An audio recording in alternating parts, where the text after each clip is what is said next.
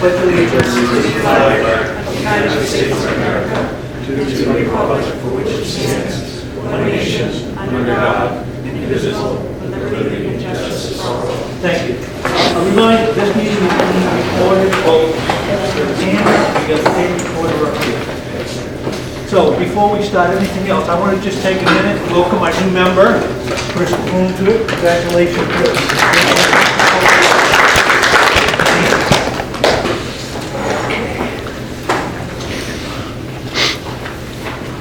Now, the first item of business on here, whenever there are new members on the board, we go through a reorganization. That means we're going to elect chair and vice chair for this board. So I think we're sitting on your side, Chris, in a minute. So, we're going to open it up for nominations. I'd like to nominate Martin Kelly as chair. I'll second that. Okay. Before we vote though, can I just, I want to first say the chair's job is very difficult. I've been on this board for a year. And it doesn't matter who the chair is. And you can look at people that served in that chair capacity in past years. You don't just show up at a meeting like this and run the meeting. But there's a lot of stuff that you need to do to keep your finger on the pulse of the town, the issues that people are having, how to protect Brimfield against other state, interests that want to come in and change the nature of our town. There's a lot that goes on, and I think from what I've seen in a year, he earns his $2,500 selecting salary per year, right? We don't do this for the money. And before we vote, I also, I'm an academic now that I'm not in the military, but even in the military, we would take a look at our operations, and we would do an after-action review. And we take a look at ourselves and say, what did we do right and what did we do wrong? And I just wanted to see if we wanted to have an open dialogue real quick about what did we do well, what did we do that needs improvement, and go from there. Let's, if you don't mind having that kind of discussion. So We could start out right away just saying that we run organized meetings, productive meetings,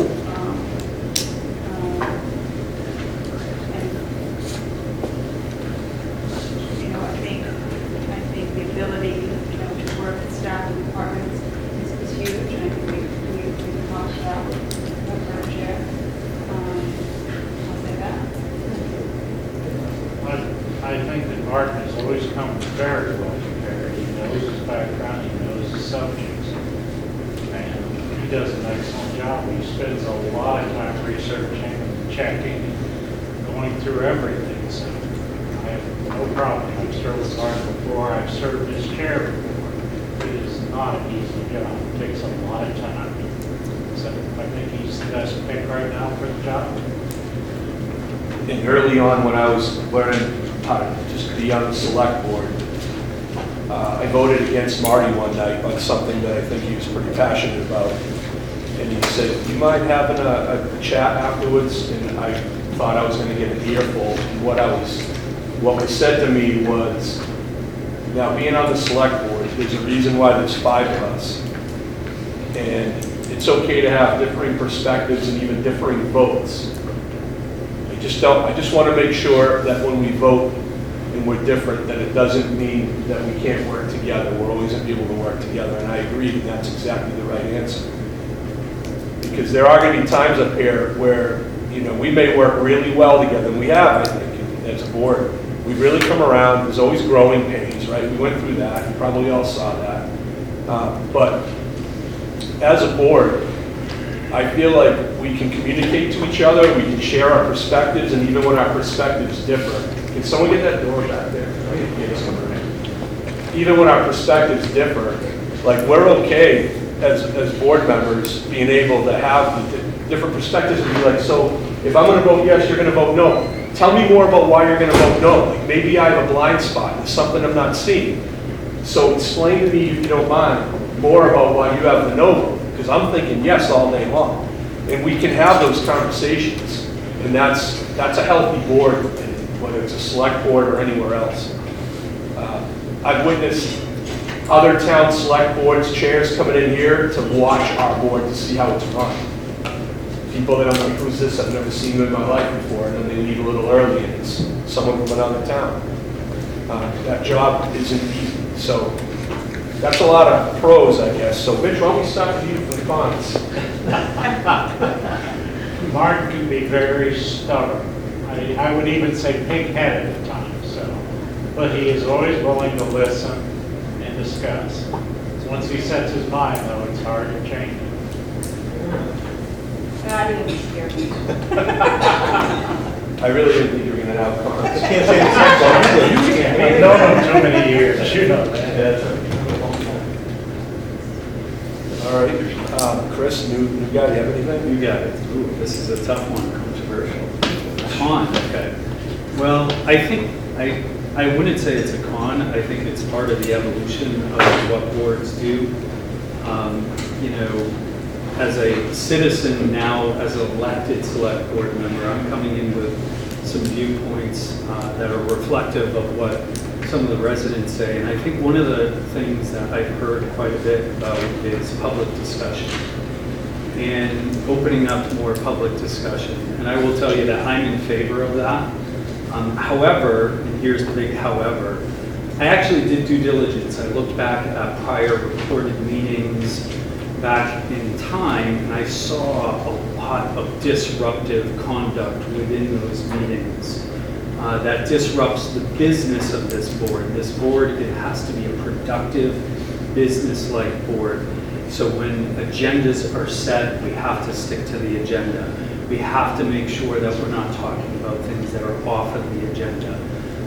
With that said, does that mean that we can have more public discussion? Yes, I think it does, but I also think it has to be professional and respectful. The public has a right to say whatever they want, but I also find that there's a lot more weight and credibility to public commentary when it is done professionally and respectfully. So going forward, I would be looking for more of that public discussion, for these meetings. From a time perspective, we still have to be efficient. It cannot be prolonged. It has to be very business. I concur. I support the same. Well, we have a motion. All right. So, Are there any other motions? Okay, sure, he says, go with you alone, you want it? You know? Raise your eye. Stewart, aye. DeBrew and I. Choir eye. Thank you all very much, I appreciate the feedback and the support. Now I'm gonna have to go take them all over for dinner, for they say nice things about me. We had some cons in there too.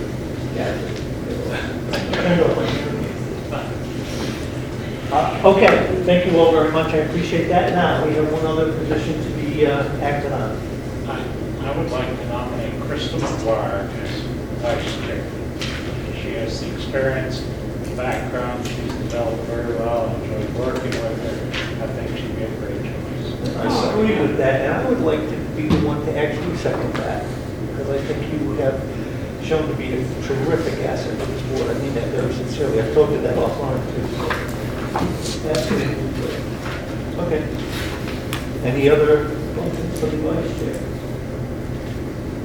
I don't see you any, so, okay, all in favor? Raise your eye. Stewart, aye. Kelly, aye. DeBrew and I. Okay. Welcome. Oh, boy. Well, thank you. Okay. Thank you all very much. And thanks everybody for coming tonight. I appreciate it. Okay, first up, you're going to speak to the cable. Okay. Oh, I thought you knew that. I'm sorry. Sorry, I thought there was a hearing So we have a hearing for the renewal of the cable television license. Is there anyone here that has come to speak pro, con, or any other way about that issue? Okay. board have any questions, you might as well just sit tight then, because I thought you were going to be planning something. Any Yeah. questions, comments, thoughts from the board?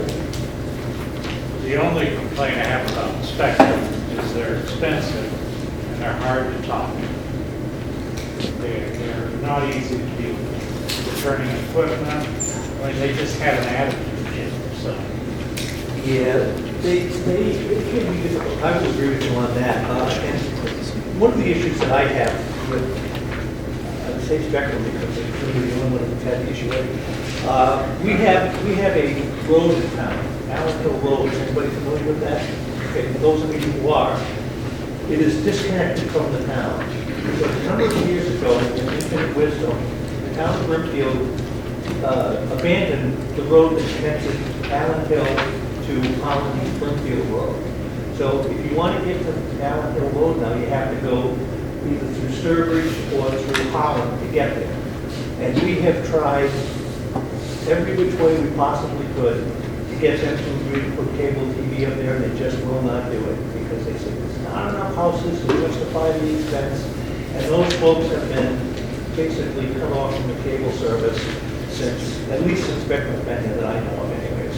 So I can only swear to the 5 years I've been doing that. So, and that's disappointing to me because I think there should be a way that we could accommodate those folks. And I'm still not giving up on that. Try to find a way to get something up there. Yeah, so, Just let people know who you are. Jacob Gorham, I'm your community media coordinator for the cable TV channel. So I've reviewed many contracts. I'm in several towns, and some with Spectrum and some other enterprises. The maximum allowed by law that we're basically allowed to charge as part of gross revenues is 5%. In most of the towns that I'm in, this contract is pretty standard. The one thing I wanted to point out on page 21 is that they're setting the annual payment at 4.5% of gross revenues. Frankly, most of the towns that I'm in and that I've talked with, West Brookfield, Spencer, they're all at 5%. The contract is otherwise not much different. I would propose that we push back. I know we're nearly at the finish line, but I would suggest that we do that. The difference could be $7,000 or $8,000 a year. And doing that could mean the difference in, essentially me covering as many meetings as I can versus bringing other people on and being able to cover, all of our meetings, which I think is important. So that's really the only major issue that I had in my review of this agreement. Okay, great. Any questions? Okay. No? Thank you. Thanks very much. Maybe that's a place where we could have some leverage. Cable companies say, hey, we'll keep that low price and get some service on these folks on Allen Hill Road. Spoken with it. Just food for thought. What would we like to do here? Do you want to go up and try to get them to see if they're willing to do anything? I mean, I'm just hesitant. Didn't we work on this forever? I mean, we're talking, It's been 4 years. 4 years. And the Allen Hill Road, there's been efforts right along. They did not feel there was enough people, and I've been the entire time trying to flip to the section where it's specified. Are you talking about the strand mile, the number per strand mile? So we're at 20 households per strand mile before they will essentially put in service. I will say that's better than Brookfield, which is 30 per strand mile. So you did get some concessions there. I just happened to be on the board 100 years ago when we first got cable into the town, and it wasn't Spectrum to Comcast at the time, they were smaller companies. We actually negotiated with the cable companies, 100% of the people in town, regardless of how many houses are on the street. You know how they do, like anything over 100 feet, they have to pay extra? Yeah. 400 people are contracted. That's great. So these things can be done. Can be done, because I was on the board when Yeah. that happened. I mean, I've sat through these negotiations, so I mean, it's very doable. I'm of the mindset, respectfully, that because it's essentially a 0.5% to them, that they may be willing to We're very close. So let me ask this, is there anybody that wants to contact the cable company and deal them out on this? I mean, a board member. Yeah. Not a shocking response. Crickets. Do we have a cable advisory? No. Do we have contact information for them? Who do you, Chris deals with it. Yeah. I'm not asking you to do it, No, Chris, I'm right. just asking. We go through, so this has been going on long enough that negotiations have been handled by the town's former law firm, KP Law. It actually has gone on long enough that the attorney that had been handling it there at the start retired. So can we have our current attorney ask these questions for us and maybe come back to this at our next meeting? So this isn't going to be a prolonged thing. This is, we have 2 weeks, get our attorney on it tomorrow to make the call and see if they can change these things, and we'll get back in 2 weeks and take another vote. Do you want the KP law attorney that's been handling this since the previous one retired, or over to the law firm that we use currently? We would like somebody from our current law firm to talk to somebody from the one that's been doing it, used to be the town attorney. but we're just talking about that percentage. We're not- That is the we're not- only Yeah, change it's I've one- seen. I've gone through this pretty Reinvented the thoroughly. wheel. No, I'm with you. I'll volunteer. You will? Yeah. Yeah, I'll volunteer to speak to Spectrum, and just because, you know, obviously I can't act as counsel for the town, but I don't think it's necessary for having counsel to, you know, build time to talk about the rate. I could probably have a conversation. Okay. Personally, I'm happy to have you do that, and if for some reason we run into any kind of problem, we always got the fallback, if we just give it to the attorneys and say I think it's- I'm more than thrilled to have. I agree, just because we're just dealing with percentage. That'd be good. Yeah. Okay, everybody good with that? All right, good. Thank you very much. Thank you very much, appreciate it. Now, next up, we have public forum. And after several failed attempts at doing it differently, in the last year, we changed the way this is done, and we said that if somebody wants to address the board for whatever reason, you know, we're okay doing that, as long as they will send in information of what they want to talk about, what the issues are, and so forth, so that we know at least that it's a select board issue. We don't want people coming in and saying, gee, they didn't pick up my trash today, which is a board of health issue, just as an example, okay? So, under the new regs, we have one person who has to come in and speak to the board, and that's Mike Egan. He wants to talk about the ambulance service, and if you'd like to just come up so that everybody can hear you for a minute. I should have a microphone. It's up to you. Well, give him the microphone anyways, that way if anybody watching it. I don't know how loud this is, so just Test it. test it. And then Check 1, 2. Yeah, that's great.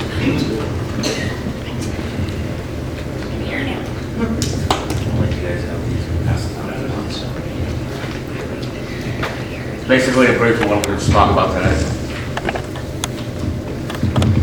You have the floor, sir. Whatever you do, you might want to just mention the name. Don't send me flying. Mike Egan, 110 John Haley Road, Brimfield. I'm a resident of Brimfield. I did send an email Thursday or Friday, I think last week, about the ambulance contract and the issues I've been having with them. It also went to the state's senator and representative as well.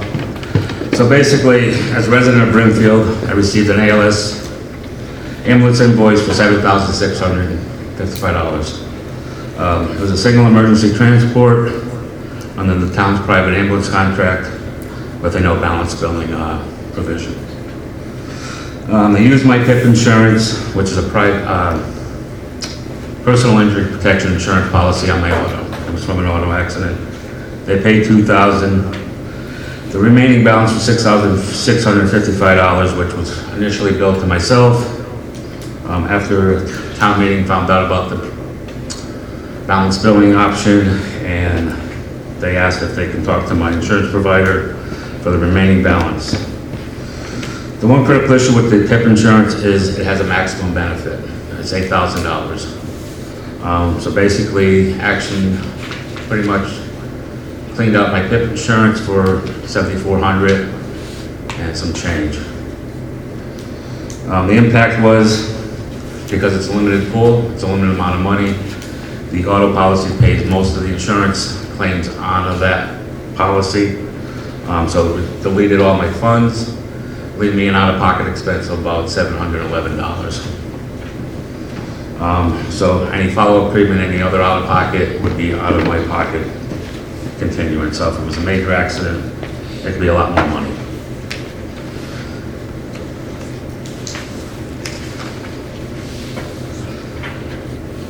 So I know the town has a private EMS contract to protect the residents from balance billing. It also has a limited patient responsibility with co-pay deductibles, so the balance billing, as far as I understand it, it will cover whatever the insurance bills. You still might be responsible for the co-pay or deductible to your max deductible.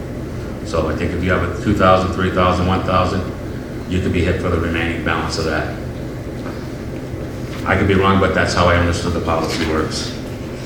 The main issue, full billing approach aggressive to the consumer, as myself. No apparent safeguards limiting on how PIP is utilized. So as a result, residents can be financially exposed beyond the PIP coverage, because your health insurance may cover or may not cover anything else. Why this matters is because of the financial exposure on the billing side, the loss of coverage leading to higher downstream medical costs, the transparency gap, the residents not clearly informed how PIP is being used, private EMS incentives to provide or maximize coverage or recovery from different insurance sources. And again, the impact is longer travel time to the hospitals from rural locations. The recommended actions I see is like confirm residence has no personal liability, request EMS clarification on the PIP billing practices, contract review, evaluate safeguards on insurance utilization, and require clear billing transparency. Long-term, consider regional state advocacy for EMS standardized billing. The state does have a problem, it's not standardized. They can bill as they want. There's only one insurance carrier that covers right now is Blue Cross Blue Shield. They have set fees with them. Everybody else is out of the network. So other than that, that's my issues with Action Ambulance. The service was fine. I had no issues with service. It's just the billing practices. And originally I was told they do not negotiate, but now they're willing to negotiate. Okay, let me just say this about that. We did have a open public forum at one point where folks could come in and talk about different issues that they were having with the ambulance service, all valid.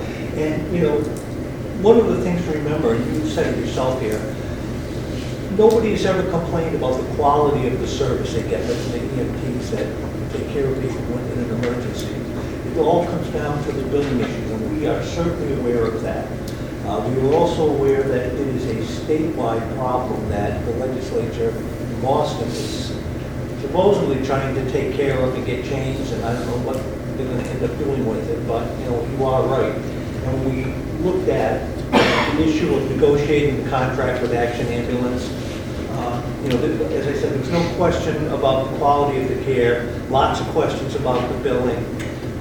One of the big things when the new ambulance services come into these towns, you know, there's a learning curve that can be dangerous depending on the nature of your emergency if they don't know where the streets are. Now, I sat in the office at the annex one day and watched the ambulance, not criticizing them, they just didn't know at the time where they were going. They pulled into 2 or 3 different driveways going down Route 20 trying to figure out where the call came from.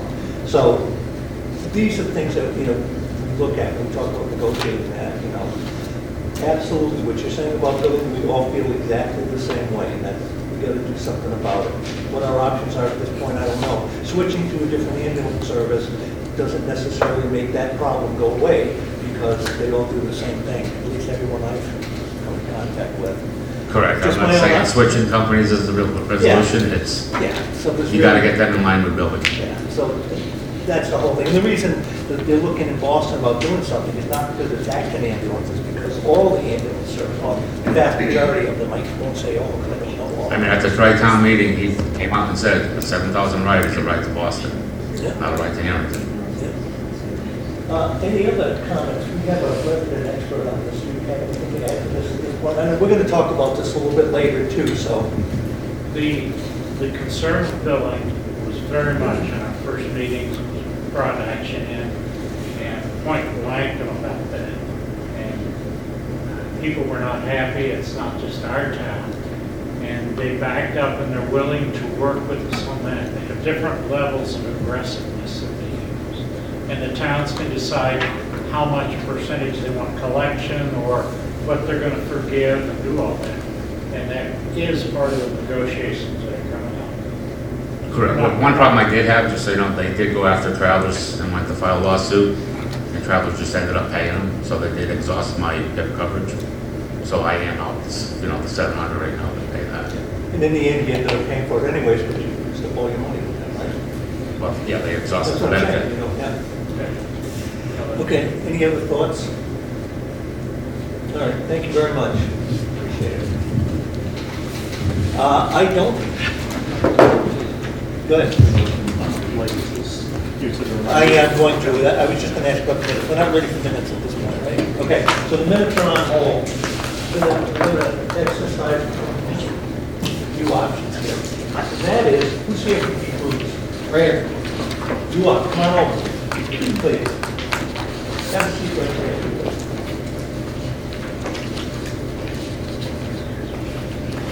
I know you're on the agenda, and I don't want you to have to wait until Oh, that's all right. 3 hours from now, we're still sitting here. That's okay.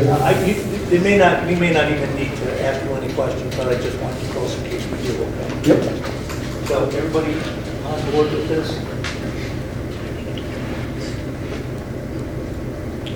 Oh, okay. So what we have is a request for barbecue and blues at the Village Green Campground. Actually, it's three. Yeah. This is just changing the type of license for this particular operation. You got that? It's for a one-day pouring Special permit. event, yeah. So I make a motion for one-day pouring license for Deep Roots Distillery, BBQ Blues at Village Green, June 13, 2026, from 12 p.m. until 9 p.m.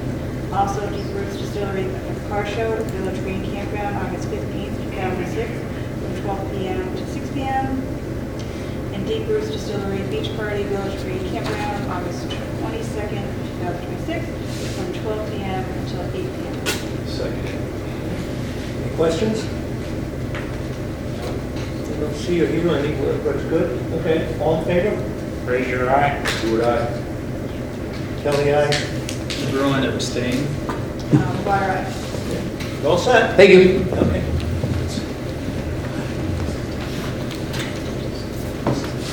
I don't want to tempt the city until the very last. Is this all of us?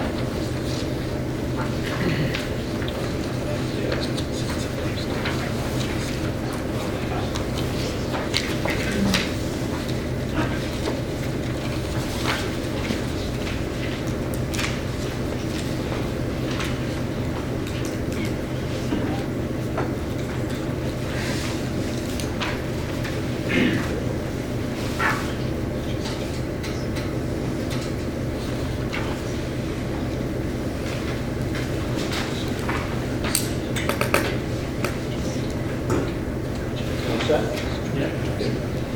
Next up, we have appointments and resignations. So we have, actually, who's going to make the motions on this? Why don't you read them off in whatever order you think? one at a time? Yeah, let's do one. Okay. I move that we appoint Megan Baldarelli to the Agricultural Commission for a 3-year term. Second. Any discussion? Okay, hearing none, all in favor? Fraser, aye. Stewart, aye. Kelly, aye. McGuire, aye. DeBruin, aye. I move that we appoint Christopher DeFalco to the Chief Procurement Officer for a 3-year term. Second that. Discussion? Okay, all in favor? Fraser, aye. Stewart, aye. Kelly, aye. McGuire, aye. DeBruin, aye. I'm going to change the order in which we do that vote, because mine is primarily a tie-breaking vote. I can vote on other stuff, but in case necessary, okay? So I'll be the last one to vote on any of the motions. Okay. Okay, I move that we accept Pat Plassy's resignation from the position of Conservation Clerk. I would just like to say, real quick, Pat's been amazing for years, but I think with her resignation, I think it's opened conversation for possibly having a shared clerk between conservation and planning. So I know we're going to accept her resignation, but I think we need to start thinking about that going forward. I agree with you 100%. And I'd also just like to add thanks to Pat, who is committed to not leaving us hanging, and she's going to volunteer some time or whatever to stick around and help us. I'm going to recognize the gentleman from the Conservation Commission to speak. I see you had your hand up. Just what Tom said, so that was my understanding, but she was gonna hang out until I found somebody, Yeah. but if this is, Yeah, she's good like that. Okay, She's I don't know. going to hang out, help out until we have a replacement for her, so. Okay. Could I also just ask before we go ahead and take that vote? She's offered that, but does it make sense just to keep her in that status until we find somebody, as opposed to accepting a resignation? Now she's volunteering time to get us set up instead of, she may have wanted to say that her intent is to resign, to start the search. We search, we identify somebody, we identify a start date for that person, and she just stays in place until that date. Like, that would be more advantageous, I think. As long as she's willing to do that, that's a great idea. you wanna move it to the last call? What's that? You wanna push it to the last? Yeah, all right. So Yeah, as soon as you have an answer, let us know, and we'll revisit I that. think that will give us enough time to maybe discuss a couple about shared clerk. So let's not vote on that. All right, so, I withdraw my motion to accept Pat Plassy's resignation from the position of conservation. we'll call it on hold until the next meeting, how's that? I I know, but if we're going to take a look at how we're going to post that job, we want to know if we're going to do it as a shared clerk or so, just, Okay. okay, thank you. All right, move it. Okay, so I move that we appoint Roger DeBruin to Conservation Commission for a 3-year term. Second? For those of you who don't know, I think I came to town 40 years this year. He's been on that ever since I've been here. So that's somebody who's He's not a newbie. plenty qualified for this position, so did we get a second on that? We did, okay. All in favor? Fraser, aye. Stewart, aye. DeBruin, aye. McGuire, aye. Kelly, aye. Thank you. Okay. I move that we accept Christopher DeFalco's appointment to Cultural Council for a 3-year term. Second? Discussion? Okay, all in favor? Fraser, aye. Stewart, aye. DeBruin, aye. McGuire, aye. Kelly, aye. I move that we accept the appointment that we appoint Jennifer Polaznak Custance to the Cultural Council for a 3-year term. Second? Discussion? Okay, all in favor? Fraser, aye. Stewart, aye. DeBruin, aye. McGuire, aye. Kelly, aye. I move that we appoint Gwen Rendo to the Cultural Council for a 3-year term. Second? Discussion? Okay, all in favor? Fraser, aye. Stewart, aye. DeBruin, aye. McGuire, aye. Kelly, aye. I move that we appoint Adrian Bashan to the Historical Commission for a 3-year term. Second? Discussion? All in favor? Raise your eyes. Stewart, aye. DeBruin, aye. Dwyer, aye. Kelly, aye. I move that we appoint Jerry Belber to the Board of Registrars for a 3-year term. Second. Discussion? All in favor? Raise your eyes. Stewart, aye. DeBruin, aye. Dwyer, aye. Kelly, aye. I move that we appoint John Fagerstrom to the Zoning Board of Appeals for another 3-year term. Second. Discussion? All in favor? Raise your eyes. Stewart, aye. DeBruin, aye. Dwyer, aye. Kelly, aye. I move that we appoint Chet Jambora to the Zoning Board of Appeals as an associate member for a 1-year term. Second. Chet, you sure you know what you're doing there? Just kidding. All right, any discussion? All right, all in favor? Raise your eyes. Stewart, aye. DeBruin, aye. Dwyer, aye. Kelly, aye. Can I say something real quick? For all of you that put yourself out there to be on these committees, you know, we talk a lot here and there about people getting involved in our town and getting on committees. It's not always easy. There's a learning curve. It's not hard, but there is a learning curve. And just to a deep appreciation from us to those people, I thought that should be stated. And then also to try to get more people to step up and get on some of these committees, get involved in the town. We have a great town, a lot of things to do out there. So we appreciate you all for being here tonight and just paying attention to what's going on as well. So thank you for that. Okay, under new business, we have a recommendation of Tri-Town Ambulance Subcommittee and award of ambulance contract. I think I have to declare myself. Yes, you do. Whoops, I'm going to need just a second. I'm going to go to Mitch and liaison there. So that, Joe, spoke like that.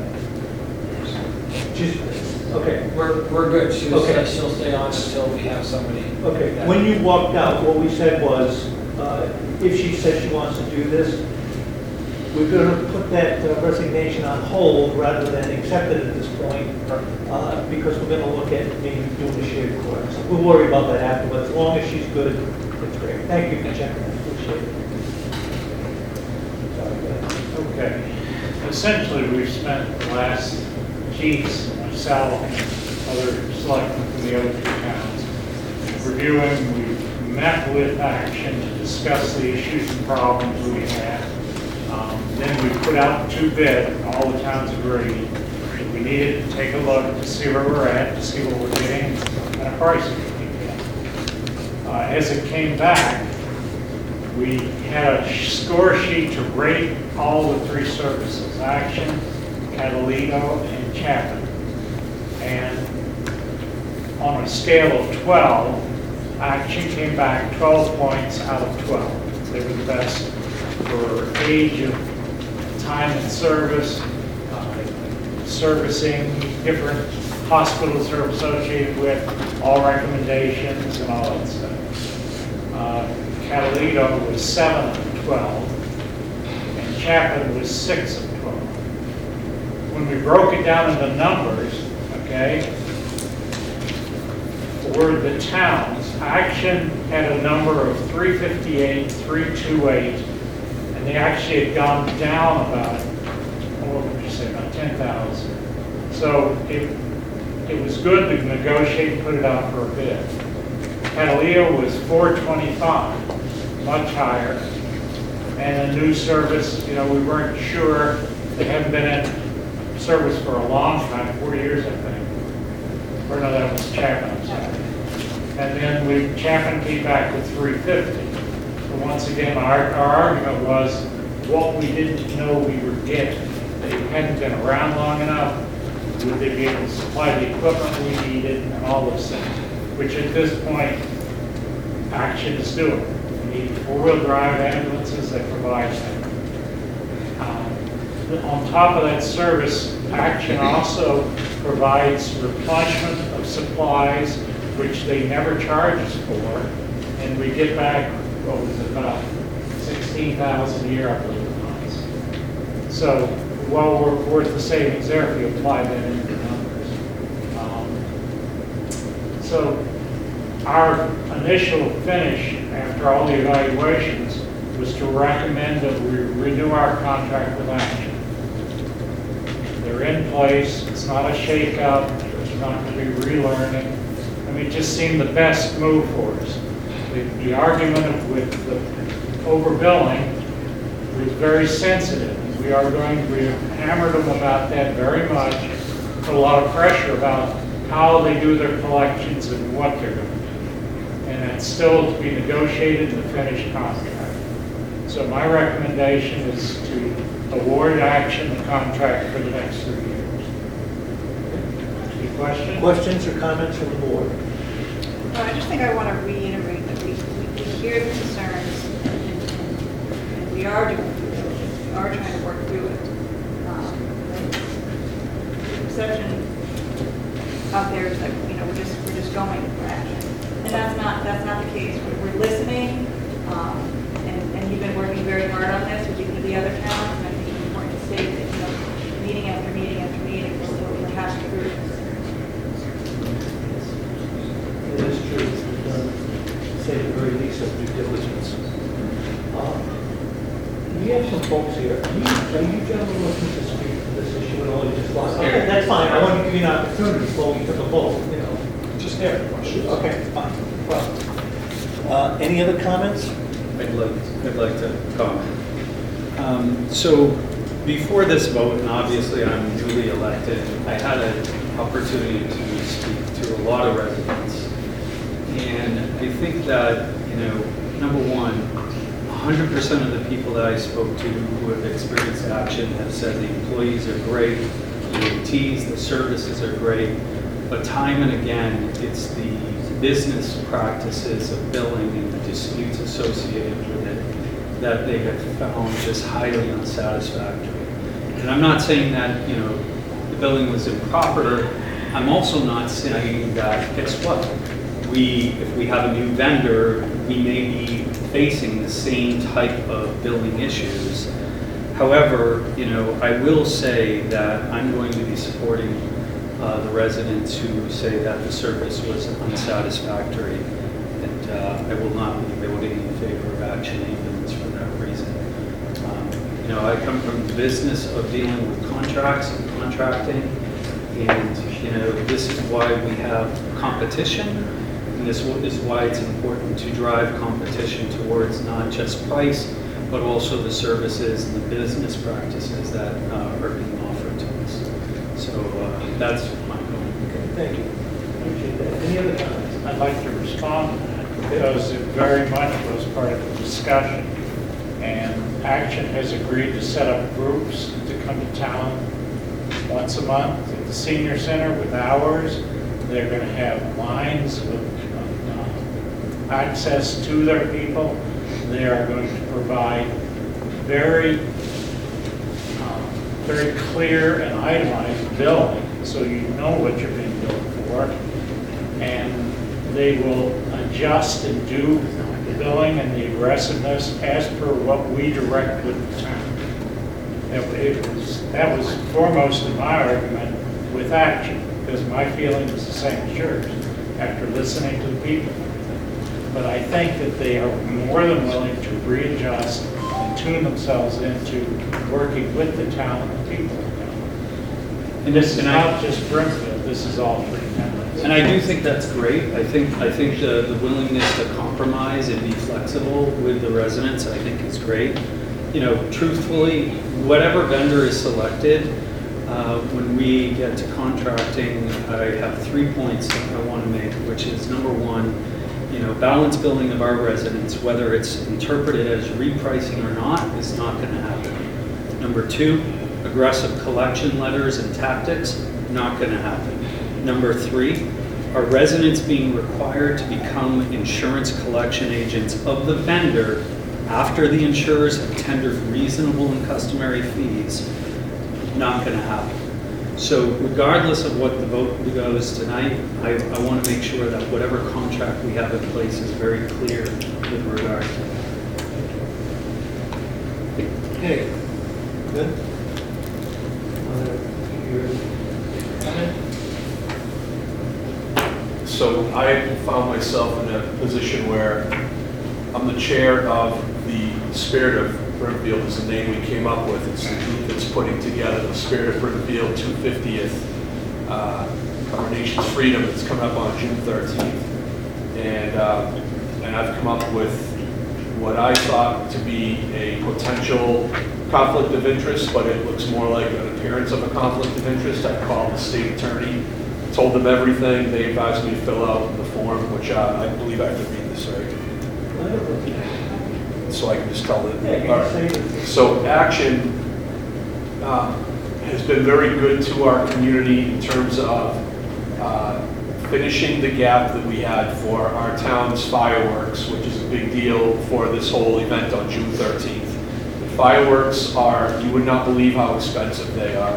And we're not skimping, we're doing the full $16,500 worth of fireworks at the Brimfield Winery. And we came up short, right? So we've been raising our own funds. It has nothing to do with town funds, it's us going out and beating the bush, and a lot of very generous families and businesses. And Action came through and they completed what we needed, and they donated $3,500 so that we could have, we could pay for our fireworks. So I'm the chair of this committee, and that means I have not only oversight, I don't go out and directly fundraise, like my job is oversight of everything to include the fundraising element. And I guess, because they all fall in, like operations, what's our plan, what's the sequence of events, coordinating people, coordinating support. And my job as the overarching chair, I felt that I had a conflict also sitting here on this board and having a vote. There have been plenty of times in the course of my career where I've voted, where I've benefited from something, not personal or anything. Most of it happened on deployment, where you have to deal with people from other countries. But I tell them I'm not going to be approving what you're looking for. I know you're looking for something from me. I'm not going to approve it no matter what. Oh, we know, and then they still do something nice for me. And I still say no to whatever their request is. Like, I have that capacity to do that. But here is different.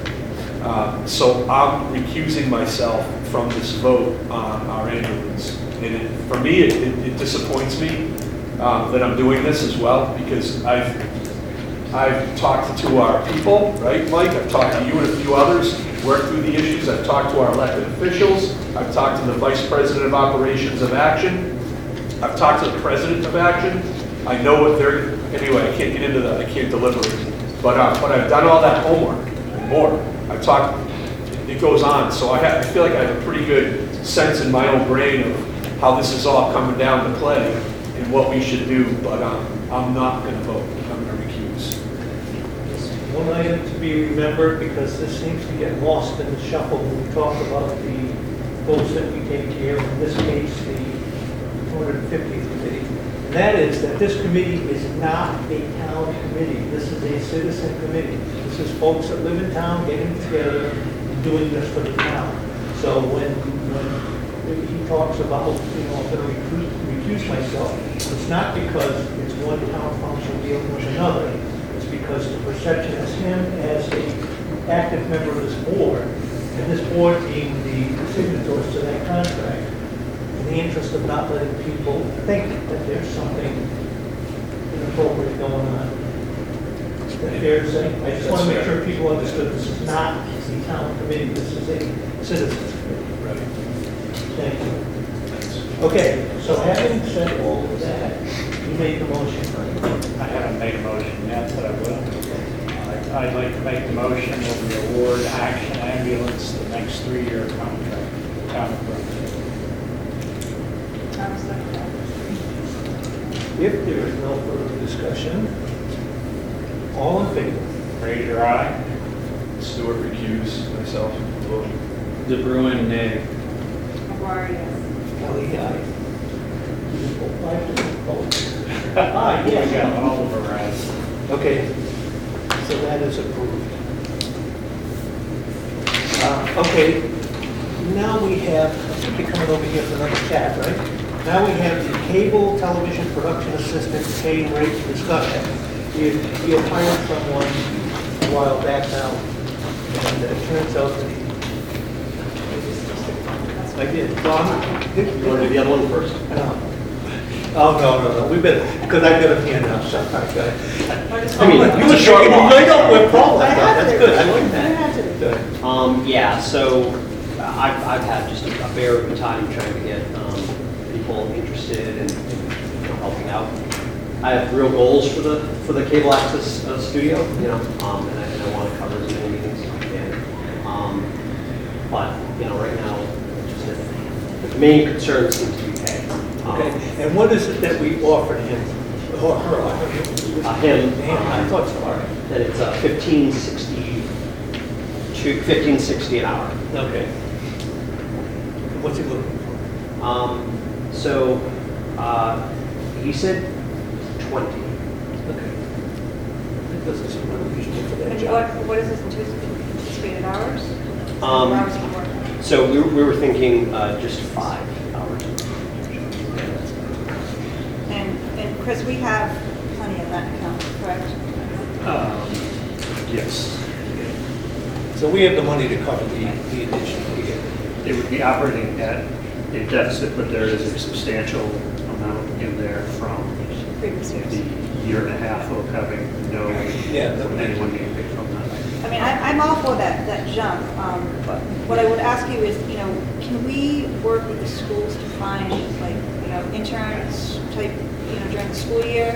Yeah, so- To kind of fill those gaps? So I reached out, yes, we can. And I've reached out to Tantascwa 8 times. Are you going to respond to this? No. So. Oh, we can help. Oh, we We can. can help. you. Yeah, there was one student who indicated some interest, and then when I reached back out, there was no response subsequently. So, Let's set a goal of just, kind of touch base with them, the new school year, because I think, with the school year starting, there'll be new students, Yeah. fresh students. Yeah. And I could definitely help with reaching out. that would be excellent. I've had luck in Spencer with David Crowley, Right, being yeah. right next door, so I know it's possible.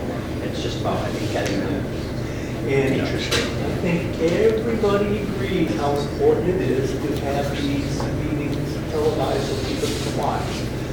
So, in contrary to popular belief, we were not the ones saying, we don't want cameras in here. We want them in here. Yeah, of course. It's the only way to show the Mandate. So, I agree with what Crystal just said. If we can get like interns and volunteer, that's great. But if it takes paying the person an extra $4 an hour. Right, and if somebody's out there that don't have any experience, it would be Right. easy to, you could easily train them, correct? Yeah, absolutely. So we'll put the plea out there, for just residents that maybe want to get involved. Okay, that'd be great. Okay. Thanks. We'll talk about that off. Great. Okay, thank you. Now, we have to talk about the ferry insurance. So do you want to make a motion there, or? Well, I think he's going to try to talk to them and see what we can find out first. I mean, we can make a motion on the pay, for sure. Probably should. Yep, okay. We wrote those numbers down. You want to make a motion? I make a motion to increase the pay for the cable television production assistant to $20 for a maximum of 5 hours. Gary, you okay with that, a week? Yep. I'll second that. Can we stop for a second, though? Just going back, you said that there's money in that account, Yes. but we're going to be at a deficit. Over the anticipated peg payment, but not, so it's about 3,000. But we We have also, the money. we have a backlog in the account from the years that there was nobody covering it. And if we are able to convince them to go up 0.5% more than make up for it. So this is sustainable? Yes. That would be the goal. I am also willing to reduce. We'll hope it doesn't come to that. I'm hoping to, but again, I want to try to get these things, it's a civic, I said this when I first came in, it's a civic duty for me, and I'm trying to get these meetings covered, so. How much is, you have people like this in other towns? I do. And how much are they getting? More, but I think we can do it for 20. Spencer's 25 an hour. Brookfield is 23 an hour. So I think we start here. Right. And we have the money to do it. All right, all right. Okay, thank you. Any other questions? If not, I make a you motion. made the motion. Second. Okay, all right. There's no other discussion. All in favor? Raise your eye. Stewart, aye. DeBruin, aye. Dwyer, aye. Kelly, aye. Thank you. Okay, now we will be approving the buried insurance proposal in the amount of $232.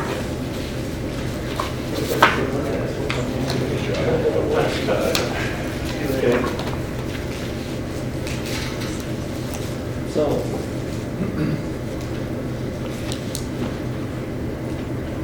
I'll make a motion to approve the FY 2027 Berry insurance proposal in the amount of $23299.92.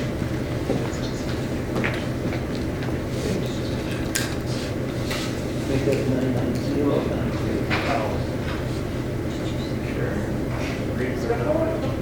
Can I get a second, I believe, did you have a chance to speak with them? I did, yes. Okay. Do you want to give us the lowdown? Sure, absolutely. So I had an opportunity to speak with the agent placing, Chris Pintarik, for quite a while in detail about the proposal. I reviewed the proposal, and I think the proposal is good. I'll give you my comments on it very quickly.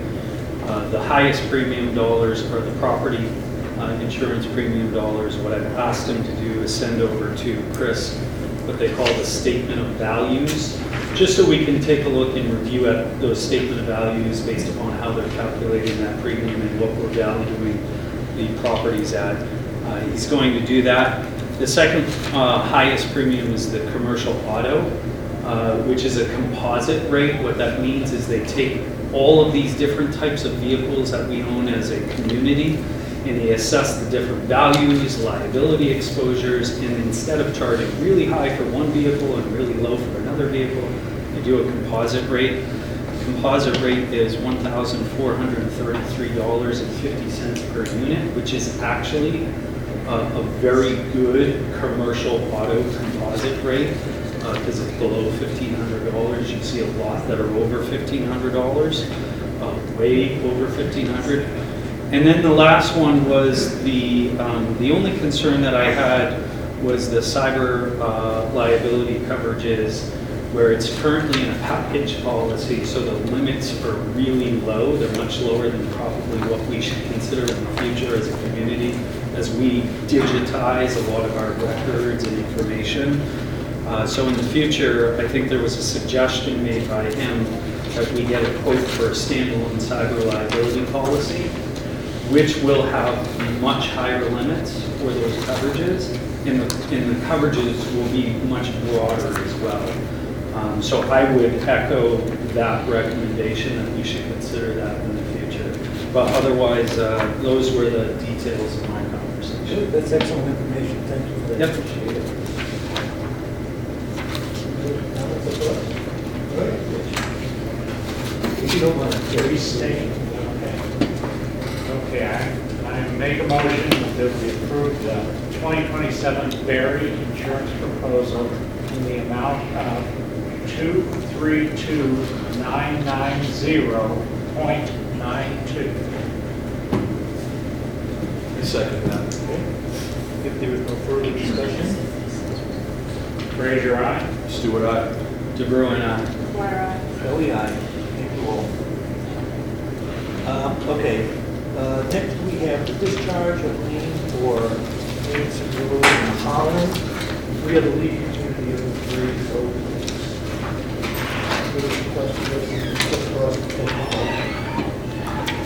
it's a property in Holland. So, somebody wants to make a motion to release that? Make a motion to release the discharge of lien of 5 Davidson Road, Holland. Second. All in favor? Raise your eye. Stewart, aye. DeBruin, aye. Dwyer, aye. Kelly, aye. Thank you. Okay, this looks like it's the last one. All right, so the next one up is discussion for replacing the fiber run from the town hall to the annex. It appears, if anybody looks at the pictures, we have different fiber cables going in different directions now. And as people have probably seen, there was recently a trench opened between the street and the building in the back, the pump house. And when we first heard that there was a cut in the cable, I thought it was on that cable. It turns out it was not. This is a cable that went in, I think, around 2015. And it connects the annex with the town hall, which is where the IT connection is. There is a slice in the cable. The cable is buried underground in a conduit. And I will say this, I never bring this part of my life into this job, but this was my area of expertise with the phone company. And I will tell you right now, there is no way we're leaving a cable with a slice in it buried in the ground, because it just begs eventually that there's going to be a problem with that. So it does not look like we're going to have to dig up the parking lot or anything of that sort, because it's sitting in a conduit, which means that we can disconnect both ends, pull that out, and put another fiber run in there between the two. It's about 225 feet. I measured it with somebody the other day just to see what it was. So we do have money to cover this. I'm not entirely sure how much it is, but we have quite a bit between the building maintenance and the IT budget. So we have money to cover this, but it has to get done. This isn't something that we can, you know. Because if that, All you gotta do is get some. we're gonna lose everything, right? But then Well, if that cable goes, right, and if we choose to get on top of this and replace this thing, we can manage when it happens. We know that the annex is not open on Fridays. So rather than have this thing fail on a Tuesday or a Wednesday or something, if we say, all right, we know we gotta replace it, we'll do it when there's nobody here, so we're not losing all the data, we'll get it replaced, and So, before we actually do it, I'll come back with a number on it, but. so our people can do it, I mean, who's, No. okay. Yeah, I'm thinking. I have a quick question. Yeah, go ahead. Now, the cable that was nicked, was it nicked by the contractor that was performing the work?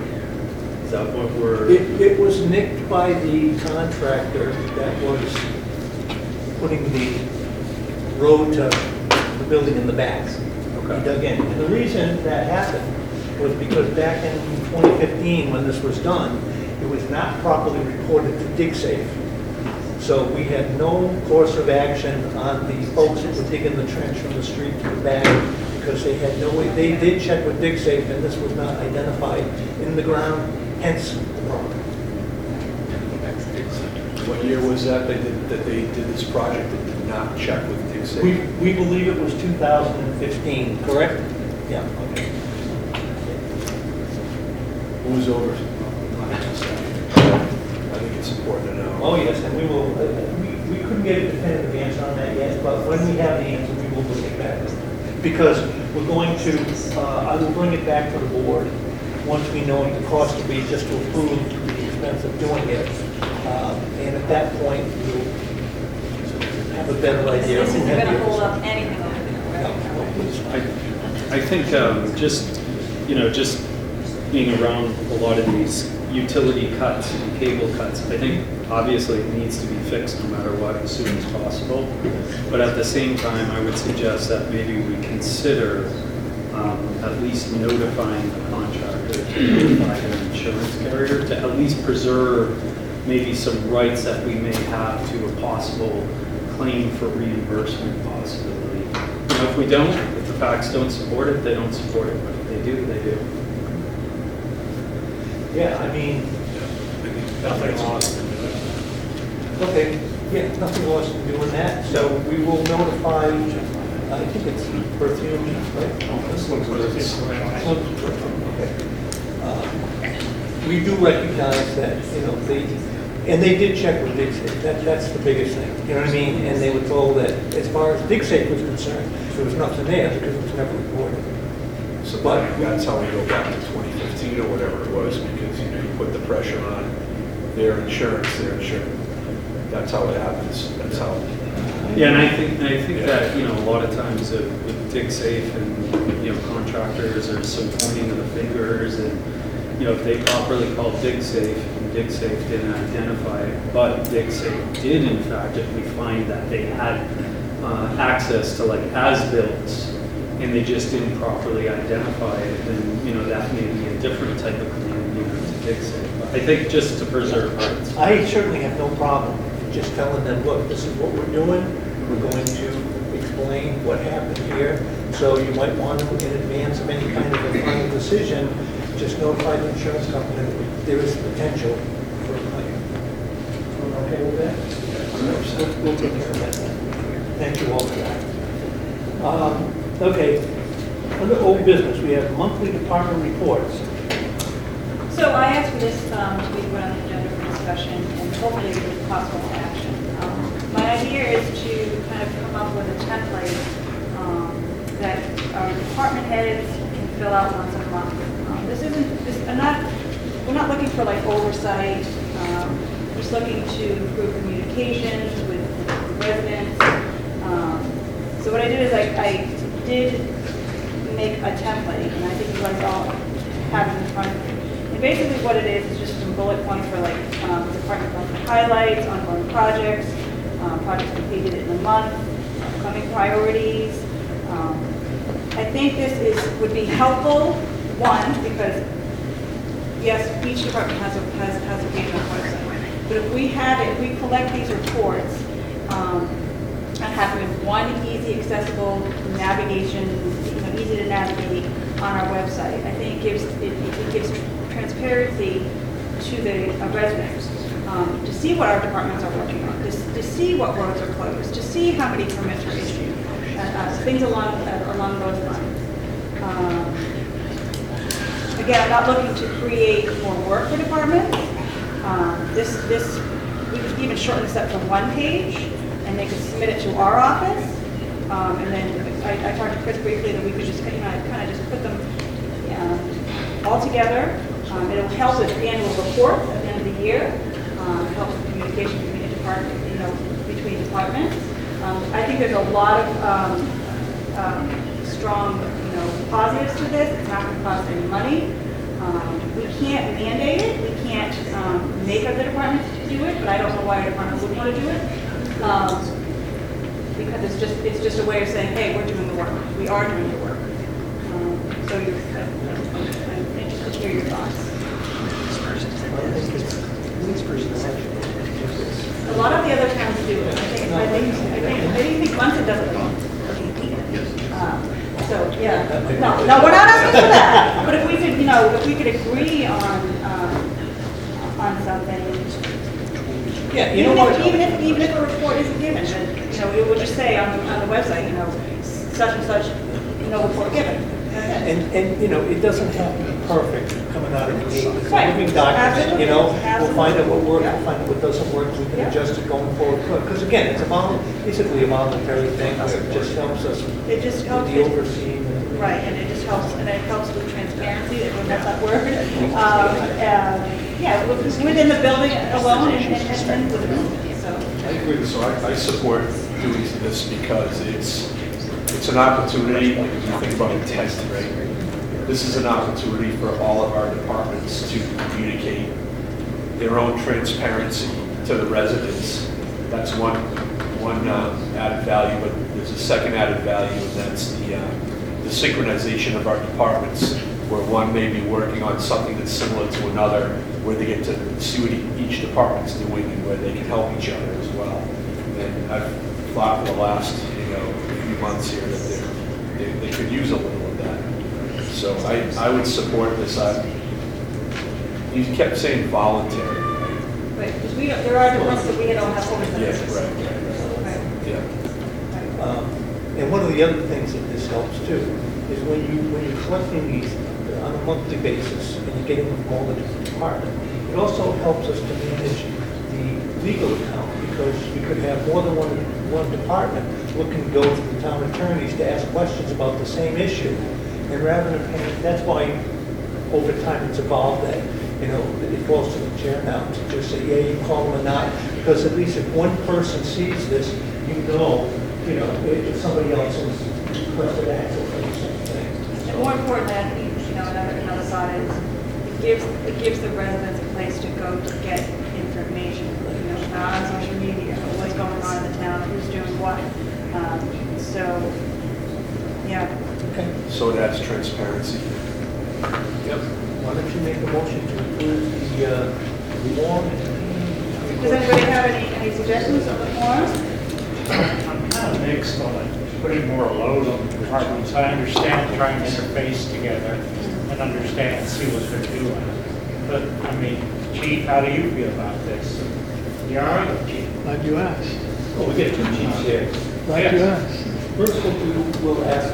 And let me stop there. There'd be no personal information put on there, anything like that. It's just, When we talk about transparency, I talk about transparency, quality, and I talk about respect. I think my agency does an excellent job doing it every day, never mind weekly and monthly. I don't like the idea that you're going to say that some department heads have to do it and others do not. That's not transparency. That's not equality. That's not fair. I get it. Some department heads are elected, some are appointed. But that's not fair. But do you understand why? I do, but I could tell you that 10 to 11 months out of the year, I'm pretty overwhelmed staffing, just providing public safety. Never mind meetings and events. So I'm not against it because I could probably pull it off pretty reasonably, but I don't think it's fair. It's like having a policy, but it doesn't apply to everyone. That's not transparency. That's just my opinion. I'll do it, but Good opinion on this? I don't have any concerns. You're not, sorry? Don't have any concerns going on. All right. Like, Chief, you could have like one bullet under each of those, just to offer what Right. you think you should do to the community. Right. It's your chance to speak to the community. and each bullet point wouldn't have to be filled in. But I understand what you're saying, if your department does it and then chief contractor decides not to do it. But I don't know why chief would not want to do it. It might help, help all the departments. Just- I'm not saying I won't do it. No, I'm just saying you're adding more. yeah. And I attend an awful lot of meetings and different events that, let's just say other department heads aren't maybe necessarily needed or don't attend. And when you say you're adding more, this is literally going to take, a department head 10 to 15 minutes to fill out. It's not going to be a long report. Guess I'm willing to give it a chance, all right? That's all I ask. Yeah, that's all you can ask for, And right? I think the residents would appreciate it. Understood. I have one question. Yes, sir. Are you concerned that some of the reporting might create more business records for the police department than are necessary, or? No, not necessarily, because we get quite a few public record anyhow. So, it's really not much different than a public record request, So I'm not too concerned about that. And like I said, I'm more than willing to try it if you think that that's the route we're going. It's just that we got a lot going on. And we're, again, 10, 11 months out of the year, we're non-stop. We can't have one more event on June 13th. Even a cookout in this town may do it. But if residents could see that, I think that might help you. Right, I mean, we just approved the campground to have an event on the day that we're having the 250th and 4 other events. They only have X amount of bodies available, you know what I mean? And I cannot allow it to put a burden on police, fire, and ambulance. Do the best we can with what we got. And we'll get through every event, we always do. By the way, today is our 15-year anniversary for tornado. Yeah. I am a tornado survivor. Chief Constance is a tornado survivor. Jimmy Gagnon over there is a tornado survivor. And most of our residents are, and we'll get through everything. We always do, even if we have to limp through. So we'll give it a shot. Thank you, Chief.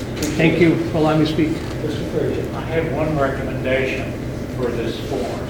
Why don't we give it a 6-month trial and see what kind of response we get and how many departments really do it and what it provides for us. Right, and I agree wholeheartedly with that. And I'm also willing to go to, the department heads and kind of do a little sales pitch. But I'd like to, if we can get everything up and running, maybe the departments can have their first report done at the end of the month. And I agree with that. And we can start now, but I'd say let's take a look back, give it a limit time, and then See move what, on. see what the feedback is. That would be good. As it's a voluntary form, I would like to suggest that we just do our unofficial 6-month test to see where we are. And if it's going well, and we reach the department heads are working with it, then we can make it as an actual policy. We okay with that? So if they decide in 6 months that they're not putting forth a good product, and we're going to say it doesn't work and then kill it after 6 months. Well, I think you're gonna, I wouldn't say kill it, because I think some departments are gonna appreciate it. We can always have that section of the website. I think it would be more along the lines of fine-tuning. what we do. Shortening You know what I it. mean? Right, because that might be a lot more than we actually need. Maybe at the end of 6 months, we look at it and say, gee, this is a lot more than we needed. We just get these 2 or 3 questions, right? So let's see where we are. Let's just talk about it on a voluntary basis, and we'll go from there. And in the end, okay, good. I just have a question on, once those are submitted by departments, what we're looking to do on our end. Is it a standard spreadsheet and those are getting plugged into the spots? I mean, are we leaving, if a department opts not to do it, is it just appearing on the spreadsheet with blanks next to it? Or, I mean, what is the Well, intention of I that think the one? perception would be that you have a spreadsheet that you can plug all this information into. But again, I agree. I would put everybody on there, and if somebody's not submitting it, Then you're report carrying that's an empty cell on that particular spreadsheet. And I'm sure we'll learn from that too. Right, and I think maybe we could just, maybe have a tab, department reports, easy accessible, because our website is kind of hard to navigate. I find. We should have come up with this when we were building more properly.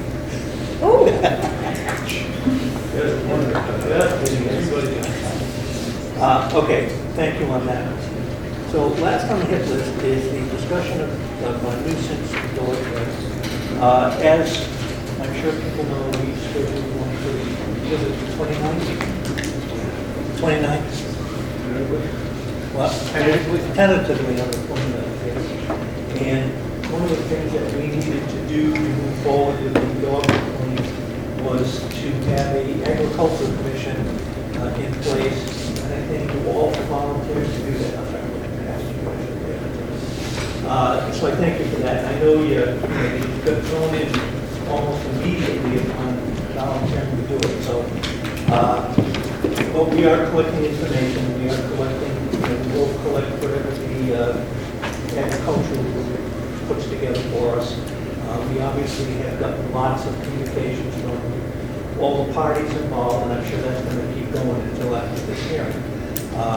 But I ask people to understand, this is not an attack on farms. This is 2 nuisance dog complaints, okay? We have an obligation to conduct this hearing, treat people as fairly as, the facts allow, and that is exactly what we intend to do. So there's a lot of misinformation about what's happening with this. This is not an attack on small farms. This is addressing, and it's, these things came not only from one person. We have neighborhoods signing petitions saying we need help. If you were sitting at this table, would you say, yeah, I don't care, I don't really want to help those folks out? We have an obligation to do that. We're going to do it. So as we get closer to this, we'll get more information. When the hearing occurs, just so everybody knows, if you're not a party to this, if you're not either the person with the dog or the neighbors that have complained about the dogs, there's no point coming in to bring some other issue to the table because it won't be discussed at that meeting. That in and of itself would be a violation of the open meeting law because it will not be put on for that particular reason. Your assessment from So everyone? this hearing, what do we set it for, Chris, for 27? 29. 29. Okay.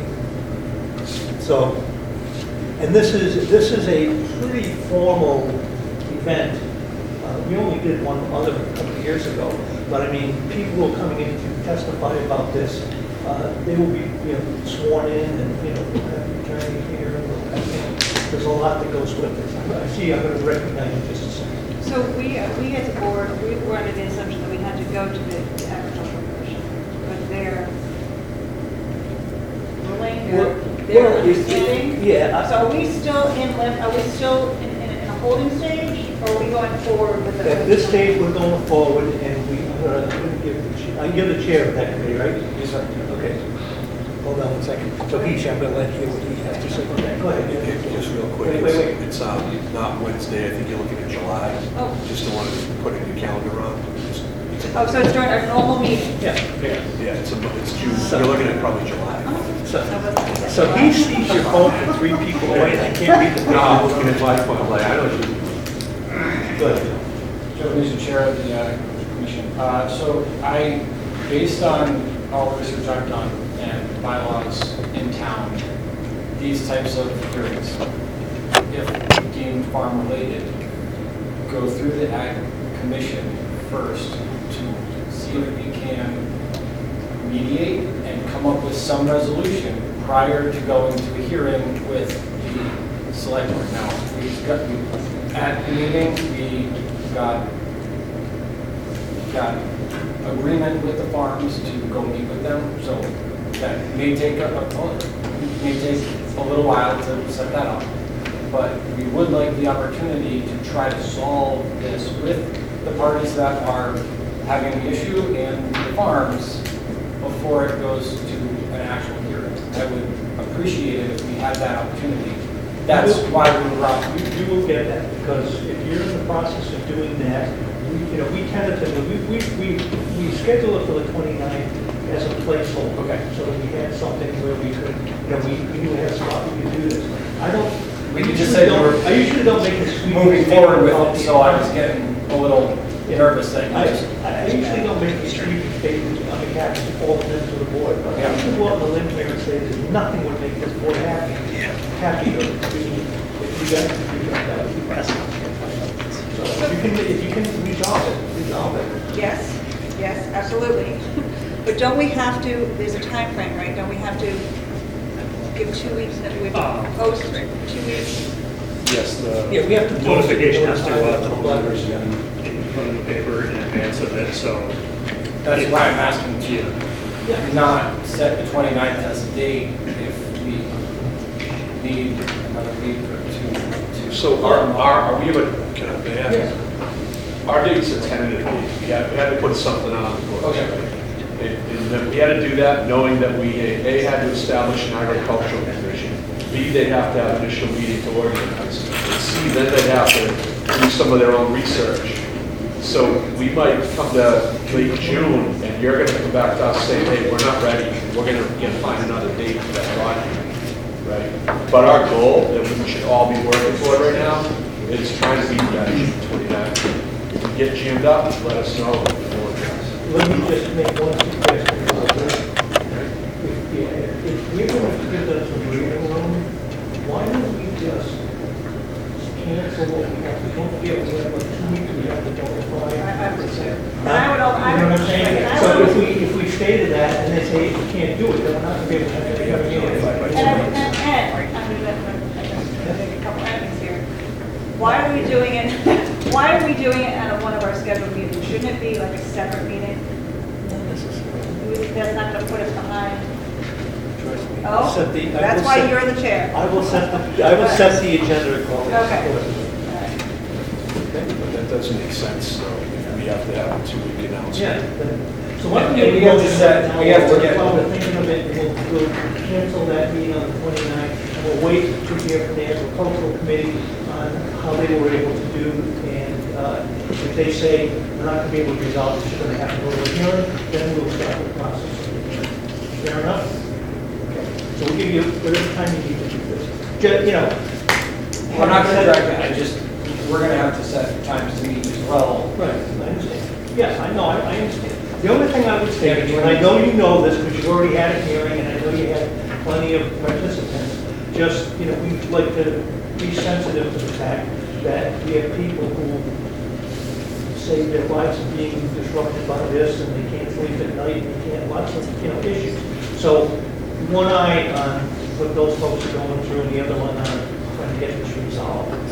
Again, That's ideally, why we if you set it guys up can do that, for- we would be thrilled. So, and when is your next meeting, just so that, because you guys will have to meet again after. Exactly. I'm hoping for either the end of this week or early next week. Okay, so keep us posted on that meeting. And if somebody will make a motion to cancel the tentative meeting on the 29th. I move that we cancel our tentative dog hearing that's currently scheduled for June 29th. And we reschedule once we hear back from the agricultural commission. Okay. All in favor?